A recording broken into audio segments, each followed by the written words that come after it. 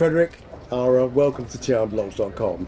Now, this is our annual conversation, and it's always a major source of reference for the industry.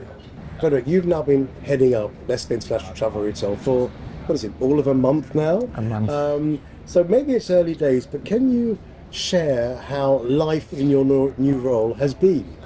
Thanks, Peter. You're right. It's been 1 month, day for day, today. I must say it has been quite amazing. Obviously, coming into Cannes, it's an accelerated learning process for me. For sure. The other thing which is really important for me is that I feel like coming back home, coming back to travel retail after 10 years, 10 years here, 10 years there. And I'm very impressed with what is happening here. Impressed by the team, impressed by the resilience, the energy that the whole Nestle International Travel Retail team has, but also impressed by the resilience of the industry that has gone through COVID and that is really coming back big time. Some things have changed, some things haven't changed, but really I feel familiar with this environment and it's an amazing position to be in at the moment. So very happy to be back. So, to business. Now, one of the core objectives from NITR is to help create the position in travel retail where food becomes the #1 category. Last year, it jumped from 30% to 37%, I understand. What's the situation? So, Peter, that is something that is new also to me, in the sense that that vision wasn't existing 10 years ago. And you're right, the data has proven us right so far. It is now at 37%.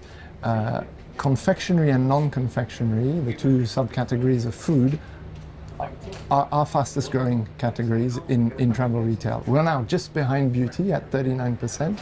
And when we look at the issues that we have in the industry for the moment, footfall and ATV, average transaction value, this strategy answers really well the challenges that are posed by this. First of all, confectionery and food have a universal appeal, you know, to all generations, but most certainly to Gen Z. Secondly, it's categories that apply really well when you talk about sustainability and when we talk about sense of place. And last but not least, we used to say that food and confectionery are really strong cross-category drivers, which obviously are helping in terms of ATV, average transaction value. One additional product in the basket is always more spent by the shopper in an airport or on a ferry or in any duty-free shop. Are retailers actually buying into the prospect of food becoming as big as you hope? I mean, is the current data and changing consumer needs still pointing in your direction?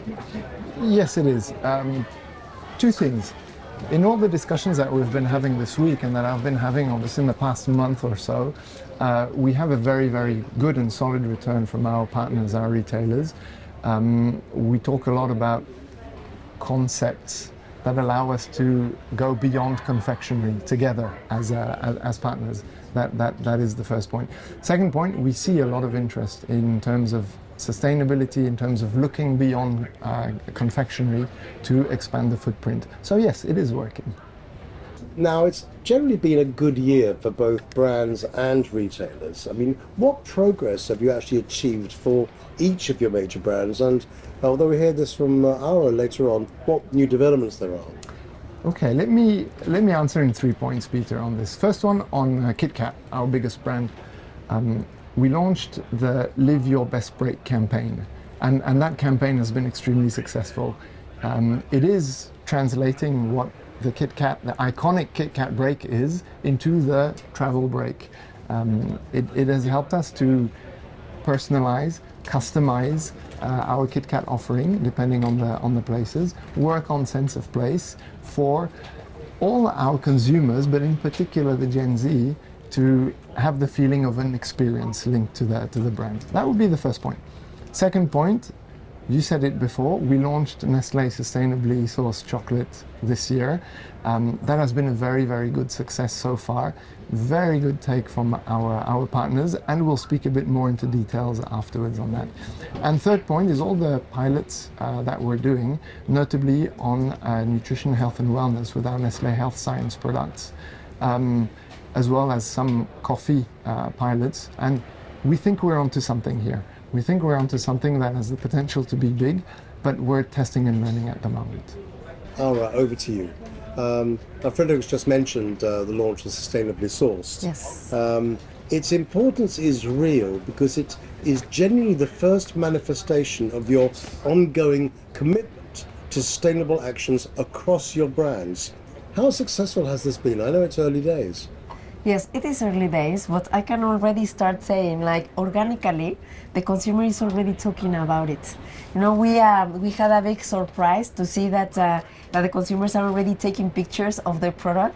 They are talking about it and saying, like, have you seen this product? You know, like I haven't seen it in domestic, you know, so really the people is very interested, mainly the younger generations are posting about it and talking about it. And what we have discovered as well, that when they try the product, it's totally different. So they have also a very a nice surprise with the quality of the It tablet. tastes amazing, I have to say. Yeah, thank you. So we this is what we are actually anchoring and reinforcing, that really does good, no, because of the sustainability claim, but also tastes great, which is actually something that we are trying to demonstrate every time that we have something in the point of sales. So, what marketing actions have you taken to promote the brand and engage consumer uptake? I mean, this applies to both travel retail and social media. Yes, so we have something that we called it digitally connected shopper, which is we are in the full journey with the consumer. So not only in trip, no, when they are in the airport, we start talking with them since they are actually booking a flight or in the traveling platforms. We are already engaging with them, telling them what they are going to find when traveling. No, so it's since the pre-trip, then in-trip, all the experience in the point of sales. So you can see vibrant colors and playing in a very different way every time that we talk about sustainability. Maybe this is like dark colors, or you realize some things that you didn't know about the like the sourcing of the cocoa. In this case, we are just very positive because actually we are driving results in a vibrant and colorful way. And then we have the post-trip, which is let's amplify what is already happening in the point of sales. So we will start by using influencers because we already had it organically. We want to exploit even further with the influencers talking about the wood behind the bar. Just one point I'd like to add, if I may, Peter, on this range. It is 100% travel exclusive. And I think that is also one of the key drivers we believe in confectionery and travel retail. This range is created by NITR. Well done to the team. An amazing work that has been done. And that travel exclusivity, I'm sure, is going to lead us very far. All right, let's move on and talk about Together We Grow, which is really all about partnership. Yes. Now, this is an exclusive to travel retail platform from Nestle, dedicated to retailers. It's clearly an extension of your B2B sustainability drive. Can you briefly describe its purpose and how retailers have actually reacted? Actually, we heard the retailers. We found a need to collaborate even further. We are doing already since 2009. We are investing on a series of sustainability commitments. We have now the results, and now it's not nice to have a sustainability commitment. It is a must. So when the retailers realize that we have already the numbers to prove that we are making a real change, we decided to collaborate. We decided to work together and to amplify the voice of what we are doing. And this is the intent of the Together We Grow. No, this is actually that's why the name, the concept is like a together. If we partner together, we will grow, and we will grow a business, but with a purpose behind. Maybe another additional point to this, what we realized that in travel retail in particular, what shoppers and people are worried about is three main points when we talk about sustainability. It's sustainably sourced materials, raw materials in particular. It's usage of plastic, virgin plastic, and it's deforestation. And we have really everything in place with Nestle Sustainably Sourced, once again, that answers all these questions. We also have, for the rest of our brands, with KitKat, with the Nestle mixes, all our share bags, we're transitioning to paper packaging instead of plastic, so reducing the impact that we have on our environment. Let me show you, Peter. So we are now, next year, we are transforming KitKat into paper pack. Okay, so by transforming KitKat, we are transforming the whole portfolio, all the sharing bags that we have that accounts for the majority of the volume that we have in travel retail.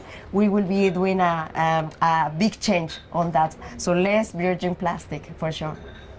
Ara, it's quite clear you never stand still as a business. What's on the agenda for 2025? And we all sat looking at your presentation a couple of days ago, and there are significant movements, there's significant progress that you're making across the brands. Just walk us through that again. Yes, sure, with pleasure. Let's start with the loved brand, the billionaire brand that we have, that is KitKat. So we are, as we discussed already, we are transforming to paper pack. But not only that, we are reframing the product proposition. So coming up with crowd-pleasing flavors and more attractive for the Gen Zers and millennials. So this is a new sharing bag mix, salted caramel, the classic, of course, the loved KitKat, white, and also peanut butter. No, we did a test, and these were like the most favorite flavors. So this will be our new sharing bag. Then let me show you here to continue, because we have a travel retail exclusive platform for KitKat, that is KitKat Senses. In this, for the following year, we are going to have now caramel, milk chocolate as well, always with a loved flavor, and hazelnut. This comes in miniatures, which is something that you won't be found in domestic. So also very proud of it. And last but not least, and we having a joke here that is very addictive, because we put it just in the middle, and in some minutes will be over. So this is KitKat Ball. It's our nibbling segment, also travel retail exclusive packaging, and it's ideal for the cash till point. Well, they tasted great, that's for sure. And you're right, the bowl disappeared. If you blinked, you missed it. Very, very what we call Moorish. One's Yes. not enough. Yes, correct. No, so this is an extruded covered with chocolate, but of course with this hint of wafer note that makes KitKat being KitKat. There are, of course, two other fairly major products you want to talk about. The first, of course, is Nestle Sustainably Sourced. What are the developments there? Yes, so apart from what we discussed already, that we have our 170 and 270 tablets, we are coming off now with a very giftable solution, that is the dark chocolate thins. And mainly, we are very happy with this development, because it is travel retail exclusive. Nobody else has it. And we are thinking also in our Chinese traveler. Chinese love dark chocolate. They are very conscious about also the healthy attributes behind the dark chocolate, and this thin. So it's ticking the boxes also to now to engage even more with our Chinese passengers. Well, don't put that down, because I'm going to take that. Thank you very much. I'll keep back. And the next? Yes. Okay. And last but not least, okay, we are premiumizing even more After Eight. After Eight is our way to compete in gifting, and it's a brand that actually naturally it's made for gifting, So it's very traditional brand as well. So now we are coming up with these two. First, strawberry mint. This we will continue for second year after the success with this limited edition, and we are playing now with these fantastic sleeves where we can make it a sense of place. Okay, in this case, it's Turkey. That's home from home. Yes, that's why we selected that one. And but we can personalize. No, this is the magic of digital print that the retailer can tell us what location they prefer. We can just make it, and we can just evolve to a sense of place. That's pretty impressive stuff. Frederick, one last question to you, and this is your platform. If there are three things that you felt you had to say to the trade right now, what would they be? The first thing would be, first of all, to our partners, thank you for trusting us. Thank you for your continuous trust throughout the years, through the good years and the challenging years. We know that we have opportunities and that we will be addressing them together. The second point would be, let's continue working together very strongly through our verse model towards food number one as a category in travel retail, because we really believe in that concept. And the third one, I will never stress enough how much importance sustainability has in everything that we do. Those would be my 3 points for the conclusion of today's discussion. Thanks, Frederick. Frederick, thank you for your time. Thank you, Peter. Thank you very much.